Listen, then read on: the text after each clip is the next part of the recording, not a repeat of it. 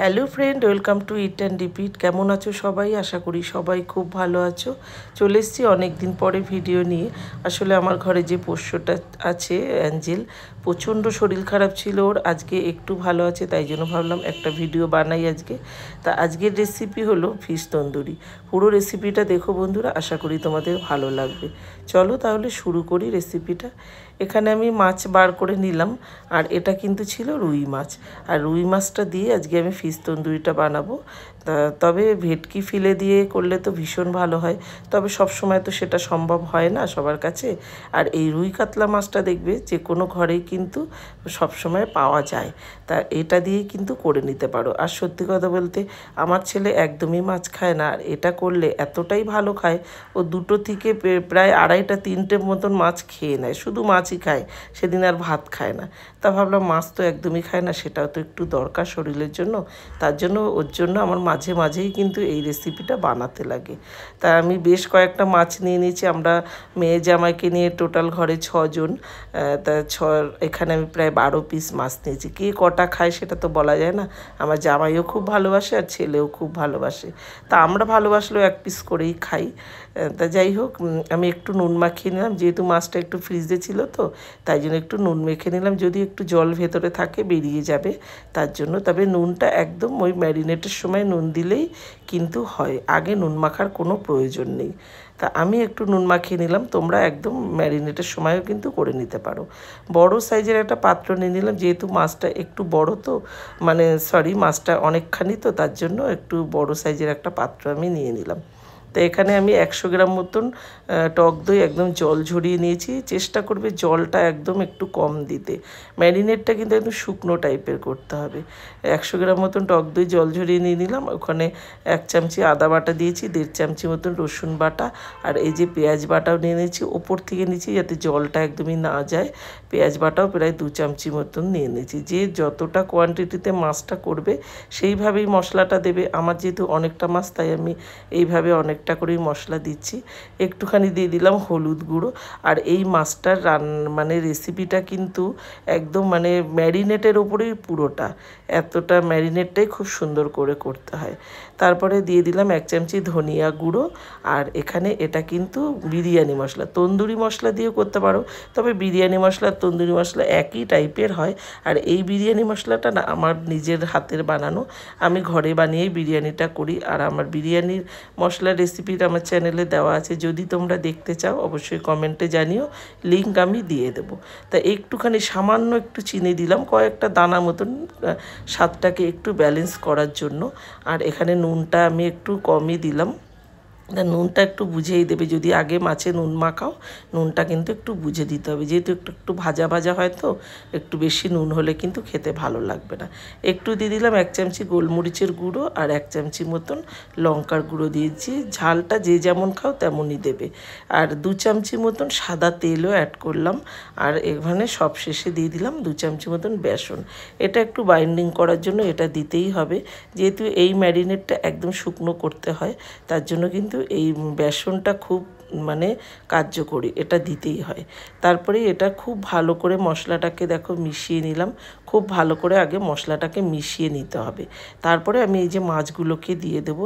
আর মাছের গায়ে যেন পুরোটা মানে এত সুন্দর করে মাখতে হবে যেন প্রতিটা মাছের গায়ে মশলা একদম লেগে থাকে। আর এই ম্যারিনেটটা প্রায় 2 থেকে আড়াই ঘন্টা আমি ম্যারিনেট করে রেখেছি। যতক্ষণ বেশি ম্যারিনেট করবে ততটাই কিন্তু মাছটা স্বাদ হবে। আর এই যে দেখতেই পাচ্ছ পুরো মাছের গায়ে কিন্তু মশলা একদম লেগে গেছে, আর একদম শুকনো একদম ম্যারিনেটটা এইভাবেই করতে হবে। আর একটা বড় পাত্রের মধ্যে নেবে আর এইভাবে মাছগুলোকে ছড়িয়ে রাখবে। তারপরে এই যে মাঝখানে আমি একটা জায়গা করে নিলাম, যেহেতু তন্দুরি ফিশ বানাচ্ছি একটু তন্দুরি ফ্লেভারটা দিতেই হবে না। দেখো তন্দুরি তো আমরা ঘরে সেরকমভাবে করতে পারি না, তার জন্য এইভাবে একটা স্মোকি ফ্লেভার দিতে হবে। তার জন্য নিয়ে নিলাম একটা চারকোল মানে কাঠকয়লা। এটা না আমি একটু ধুয়ে নিয়েছি, এদিক সেদিক পড়ে থাকে তো তার জন্য একটু ধুয়েই ব্যবহার করলাম।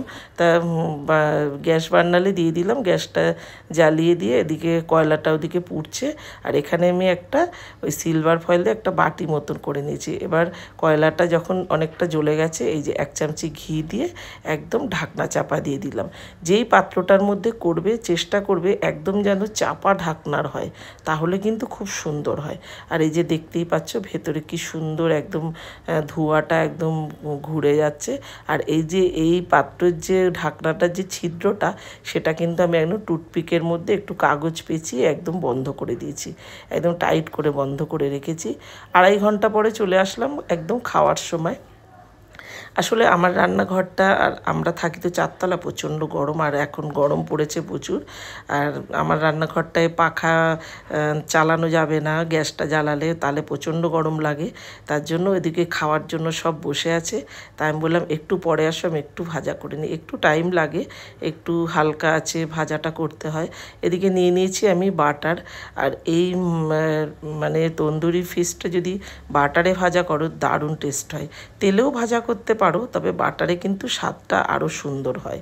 বাটারেই ভাজা করে দেখবে, চেষ্টা করবে বাটারে ভাজার, দারুণ টেস্ট হয়। এইভাবে আমি মাছগুলোকে দিয়ে দিলাম। আর চেষ্টা করবে একটু যদি ননস্টিক তাওয়ায় করতে পারো তাহলে কিন্তু খুব ভালো হয়। আর যদি ননস্টিক তাওয়া যার ঘরে না থাকে তারা এমনি একটা কড়াইতে খুব মানে কড়া বা তাওয়ার মধ্যে খুব ভালোভাবে একদম তাতিয়ে নিয়ে তারপরে দেবেন, যাতে মাছটা লেগে না যায়। যেহেতু এর মধ্যে মশলা দেওয়া আছে তো একটু লেগে যাওয়ার চান্স থাকে, তার জন্য একটু ননস্টিকে করলেই ভালো হবে। একদম লো ফ্লেমে দিয়ে দিয়েছি। দেখো, যদি মনে করো লাস্টের দিকে একটু বাটার দিতে হবে, একটু বাটারও দিতে পারো। আর আরও একটা কথা, এই যে উল্টাতে হবে একদম মিনিটে মিনিটে একটু উল্টাতে হবে, কিন্তু খুব বেশি টাইম লাগে না, 6-7 মিনিটেই কিন্তু ভাজা হয়ে যায়। প্রতি মিনিটে বারবার করে 4 থেকে 5 বার এইভাবে উল্টে উল্টে দেবে। কেননা একবারে যদি মাছটা একদিকে ভাজা করতে যাও তাহলে কি হবে বলো তো, ওই মশলাগুলো না পুড়ে যাওয়ার চান্স থাকে। আর মশলাগুলো বেশি পুড়ে গেলে খেতে একদমই ভালো লাগবে না। আর এই যখন এই মাছটা ভাজা করি, আমার ঘরে এত সুন্দর একটা গন্ধ ম করে, আর এত টেস্টি হয় খেতে, তোমরা বুঝতেই পারবে না। মানে একদম রেস্টুরেন্টের মতনই খাবারটা হয়, এতটাই টেস্টি হয়। একবার বানিয়ে নিও বন্ধুরা এই তন্দুরি ফিশের রেসিপিটা। ওপরে আরও একটু মশলা আমি দিয়ে লাস্ট এবার আরও একবার উল্টে নিলাম, তারপরেই আমার এই যে ভাজাটা হয়ে যাবে। প্রত্যেকটা মাছ ভাজা হয়তো তোমাদের দেখাতে পারছি না, ওই যে বললাম যে প্রচণ্ড গরম তো, একবার ওদের খাওয়া হলে তারপরে আবার আমাদেরটা পরে ভাজবো। আসলে একটু গরম গরমই এই রেসিপিটা বেশি ভালো লাগে। একটা প্লেটের মধ্যে কয়েকটা পেঁয়াজ স্লাইস করে কেটে নিয়েছি, আর মাছগুলোকে সাজিয়ে দিচ্ছি। তাহলে বন্ধুরা রেসিপিটা তোমাদের কেমন লাগলো অবশ্যই জানিও। যদি ভালো লাগে লাইক শেয়ার করে দিও, চ্যানেলটাকে সাবস্ক্রাইব করে দিও। আর যদি ফেসবুক থেকে দেখো অবশ্যই চ্যানেলটাকে ফলো করে দিও। পরের স্টেপে আবার আসছি, আবারও মাছগুলোকে ভাজার জন্য আবারও দিয়ে দিলাম বাটার, তারপরে আবার ভাজা বসিয়ে দিয়েছি। এবার আমি ওদের খেতে রাখবো। তাহলে চলো, কেমন লাগলো রেসিপিটা অবশ্যই কমেন্টে জানিও। আর তোমরাও ঘরে থাকা মাছ দিয়েই কিন্তু যে কোনো মাছ দিয়ে করতে পারো, বেশ ভালো হয়। চলো তাহলে আজ আসি, ভালো থেকো সবাই, সুস্থ থেকো, সাবধানে থেকো। আবার আসবো অন্য কোনো রেসিপি নিয়ে। আর দেখো কতটা সুন্দর লাগছে না, আর খেতেও অসাধারণ। একবার বানিয়ে নিও বন্ধুরা, বারবার বলছি, একটার জায়গায় 2-3টে মাছ খেয়ে নেবে, এতটা টেস্টি হয়। তাহলে চলো আজ আসি, ভালো থেকো সবাই, দেখা হবে অন্য রেসিপিতে।